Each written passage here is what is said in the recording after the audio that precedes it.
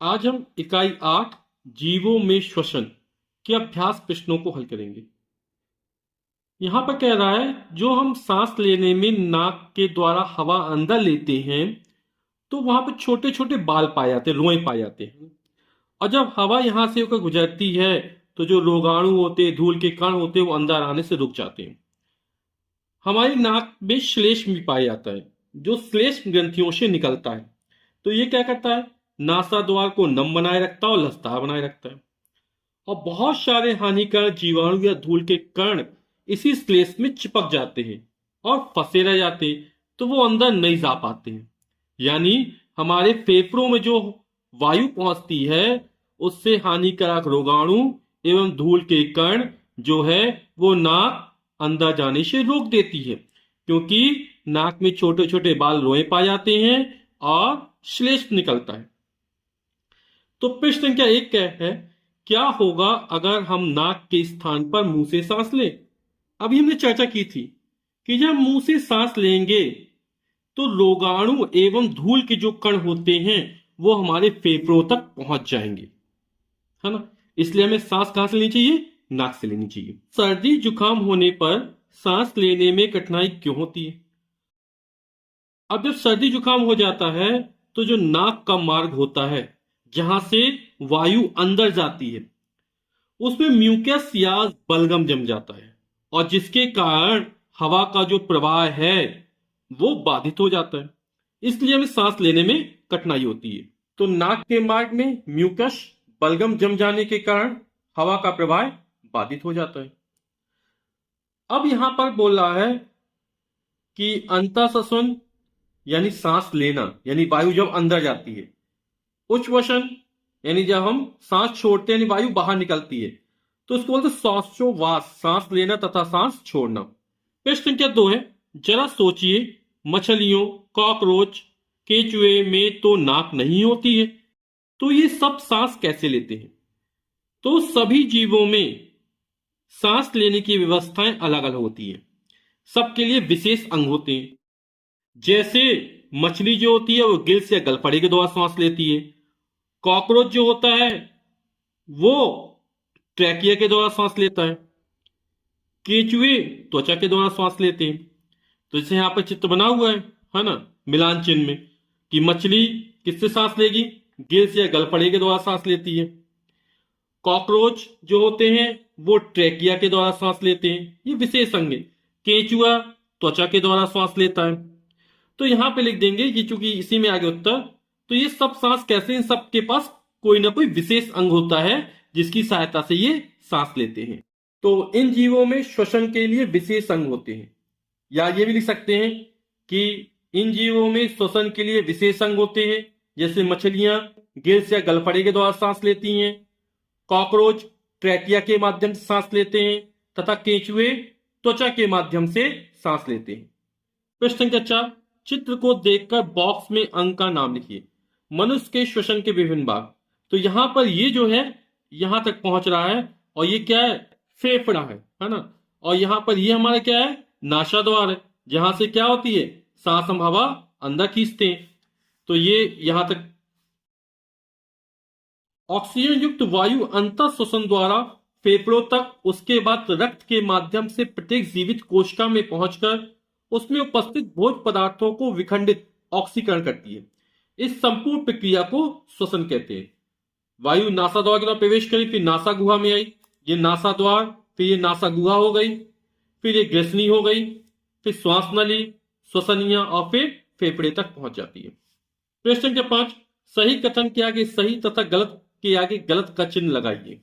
तो नंबर 1, श्वसन एक रासायनिक प्रक्रिया है जिसमें ग्लूकोज का अणु कार्बन डाइऑक्साइड तथा जल में अपघटित होता है। तो ये जो कथन दिया गया है ये बिल्कुल सही कथन है।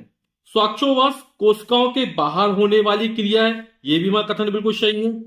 श्वासोच्छ्वास में ऊर्जा खर्च नहीं होती, ये गलत है ना। इसमें क्या ऊर्जा खर्च होती है, क्या हमारा कथन गलत हो गया। श्वसन में ऊर्जा मुक्त होती है, ये भी बिल्कुल सही कथन है। प्रश्न संख्या 6, मास्टर जी ने ललित 12 वर्ष को उसके छोटे भाई 1 वर्ष, उसके पिताजी 35 वर्ष तथा दादाजी 65 वर्ष 1 मिनट में कितनी बार सांस लेते हैं, स्टॉप वॉच की सहायता से जांच करने के लिए कहा। तत्पश्चात मास्टर जी ने ललित को सारणी से मेल करने के लिए कहा। तो यहां पर नवजात शिशु जो 1 वर्ष का है, स्कूल का छात्र ललित 12 वर्ष का है, वयस्क उसके पिताजी 35 वर्ष के हैं, और जो वृद्ध उनके दादाजी 65 वर्ष के हैं। तो यहां पर जब बच्चा पैदा होता है, नवजात शिशु होता है, उसकी हृदय की धड़कन ज्यादा तेज होती है। अब जो नवजात शिशु होता है उनके हृदय की धड़कन जल्दी चलती है ना। तो यहां पे सबसे ज्यादा कौन दिया, 30 से 60 बार दिया है ना। तो नवजात शिशु में जो जाएगा वो 30 से 60 बार जाएगा। जैसे जैसे उम्र बढ़ती जाती है धड़कन धीमे धीमे कम होती चली जाती है। स्कूल का छात्र जो 12 वर्ष का है तो वो 25 से 30 बार, वयस्क जो होगा वो 18 से 30 बार करें, और वृद्धों में सबसे कम होगी और ये जाएगा 15 से 18 बार। उपरोक्त कथन के आधार पर बताइए क्या कारण है कि सभी सदस्य का श्वसन दर अलग अलग है। तो श्वसन दर जो होता है वो सभी सदस्यों की अलग अलग है। और क्यों अलग अलग है, क्योंकि फेफड़े में हवा भरने और निकलने की क्षमता क्या होती है, अलग अलग होती है। फेफड़ों का आकार भी अलग अलग होता है, इस कारण श्वसन दर भी क्या होगी, अलग अलग होगी। तो सभी सदस्यों के फेफड़ों में हवा भरने और निकलने की क्षमता तथा फेफड़ों का आकार अलग अलग होने के कारण श्वसन दर अलग अलग है। प्रश्न 8, क्या कारण है कि किसान खेतों की मिट्टी की गुड़ाई समय समय पर करते रहते हैं। तो आप लोगों ने देखा होगा कि किसान जब सिंचाई करता है तो उसके पहले गुड़ाई करते हैं, है ना, ताकि जो इसके पहले फसल बोई गए थे उसमें जो पेड़ पौधे निकलते हैं, उसमें जड़ें होती है, उसमें बहुत सारी केस नलियां पाई जाती हैं, जिससे पानी उन केस नलियों से चढ़कर ऊपर आता है और वाष्प बनकर उड़ जाता है। तो उन केस नलियों को तोड़ने के लिए, दूसरी चीज, जब नीचे की मिट्टी ऊपर आती है तो मिट्टी भुरभुरी हो जाती है और उसमें हवा भर जाती है, जिससे खेतों में उपज की क्षमता क्या होती है, बढ़ जाती है। इस कारण खेतों में मिट्टी की गुड़ाई समय समय पर किसान करता रहता है। तो मिट्टी में बनी केशनलियों को तोड़कर नीचे का पानी पौधों तक पहुंचाने के लिए गुड़ाई की जाती है, ताकि केस नली मतलब जिसमें ऐसी नली जिसमें केस यानी बाल के समान सुराख हो।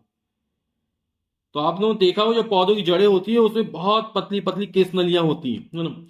तो इन्हीं को अलग किया जाता है ताकि नीचे का जो पानी है, मिट्टी की नमी है, वो पानी वाष्प बनकर उड़ ना जाए, और मिट्टी की जब ऊपर नीचे करते सतह ढीली हो जाती है और उसमें वायु भर जाती है।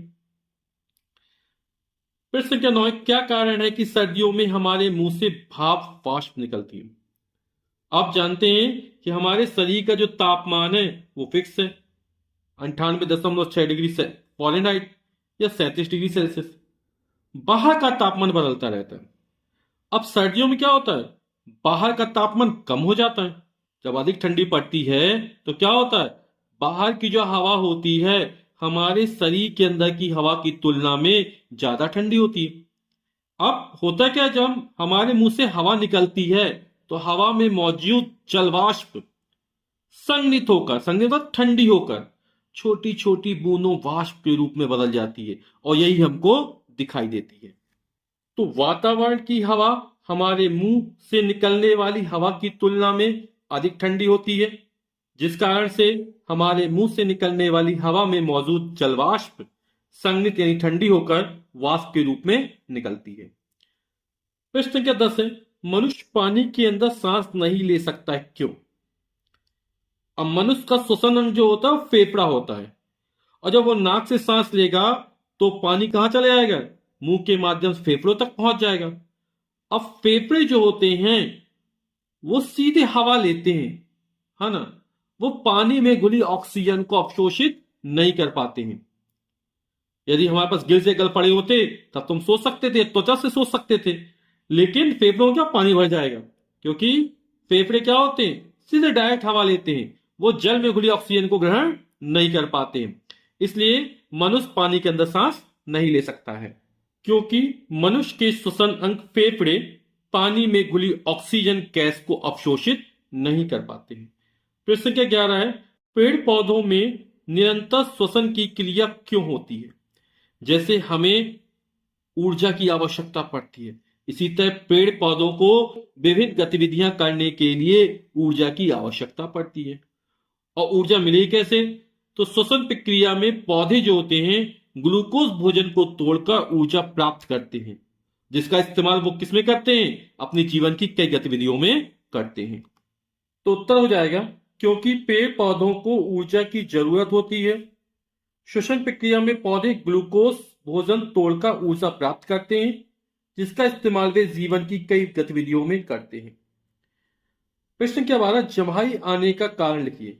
तो जो जम्हाई आती है वो नींद की कमी के कारण आती है, तनाव और चिंता के कारण आती है, जब कोई काम नहीं होता, बोरियत होती, ऊब होती, उसके कारण जम्हाई आती है। मस्तिष्क का तापमान जब अधिक हो जाता तब हमें जम्हाई आती है। क्यों? क्योंकि मस्तिष्क का तापमान जब सामान्य से ज्यादा हो जाता है तो हवा अंदर लेने से उसे ठंडा करने में मदद मिलती है, और जब थकान होती तब हमको जम्हाई आती है। प्रश्न क्या 13, निम्नलिखित प्रश्नों का उत्तर एक शब्द में दीजिए। काष्ठी तनों में स्टोमेटा अनुपस्थित होते हैं, अतः उनमें श्वसन के लिए कौन सी संरचना होती है? तो उसमें जो श्वसन के लिए होती है वो लेटिंकल होते हैं। प्रश्न के 14, मेढक एक उभयचर प्राणी है, वह जल और थल दोनों में रहता है, वह दोनों स्थितियों में किस प्रकार से सांस लेता है? तो आप लोग जानते हैं कि जब मेढक जल में रहता है त्वचा द्वारा सांस लेता है और थल में फेफड़ों द्वारा सांस लेता है। तो जल में त्वचा के द्वारा मेढक सांस लेता है और थल में फेफड़ों के द्वारा लेता है। विशेष अंतर श्वसन में ली गई वायु, ये 21% ऑक्सीजन है। हम लोग जानते हैं कि जो वायु होती है उसमें ऑक्सीजन 21% होती है, लगभग 78% नाइट्रोजन होती है और 1% में अन्य गैसें होती है, जिसमें कार्बन डाइऑक्साइड होती है, जलवाष्प होती है ना। तो जब फेफड़े जब वायु लेते हैं तो सभी चीजें होंगी, तो उसमें 21% ऑक्सीजन होती है, और जब बाहर निकलती है ऑक्सीजन तब 16.4% होती है, यानी ऑक्सीजन की मात्रा क्या हो, कम हो गई।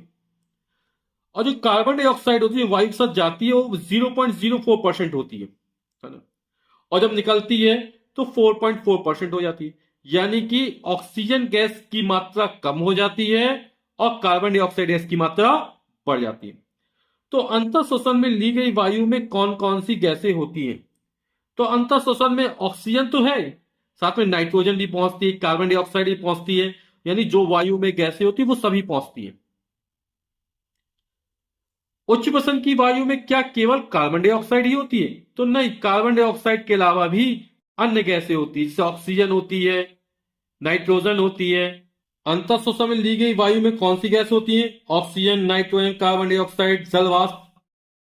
और उच्च श्वसन की वायु में क्या केवल कार्बन डाइऑक्साइड ही होती है? तो नहीं, कार्बन डाइऑक्साइड के अलावा कुछ और गैसें भी निकलती हैं।